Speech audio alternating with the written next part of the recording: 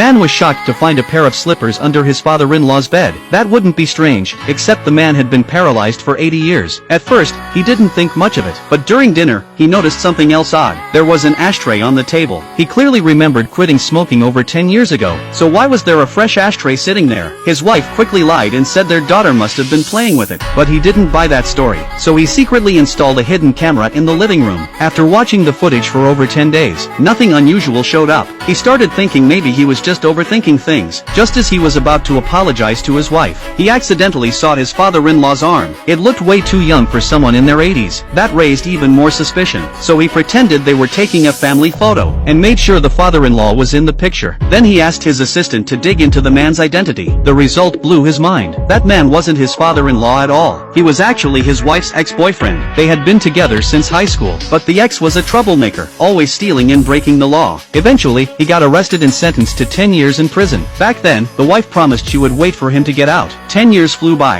and on the same day she married her husband. The ex-boyfriend showed up straight from prison. The moment she saw her first love again, she was overwhelmed with joy. So she came up with a crazy plan. She had him pretend to be her bedridden father, and when the time was right, they would kill her new husband. That way, they could inherit all of his wealth. The ex-boyfriend stayed in character for 5 years. During that time, the wife claimed to be doing charity work, but in reality, she was secretly transferring her husband's money. They thought they had it all figured out, but after the husband noticed something off about his so-called father-in-law, he hired a private investigator. Once the PI heard the full story, he was furious. These two had been living in the man's house, spending his money, and acting like they were untouchable. The worst part? There was no way to expose them. Who would believe a national charity icon was having an affair with her fake father? But the man said he didn't care about exposing them. He wanted revenge. Real revenge. It turns out the wife had been giving him daily doses of what she called vitamins, but his health kept getting worse and worse. He thought it was stress or aging, until one day, during a routine hospital checkup, a nurse quietly told him the pills he had been taking weren't vitamins at all. They were sedatives made for people in a coma. If a healthy person took them long-term, they could lose their memory, black out, or even die. When the PI heard that, he realized just how ruthless this couple really was. But the husband already had a plan. He didn't need the PI to expose the truth. He needed him to do one thing: lure the couple deep into the mountains, a place with no signal, no people, and dangerous paths. The PI was stunned by the request. Want to know what happens next? Follow me. I'll be sharing the next chat after soon.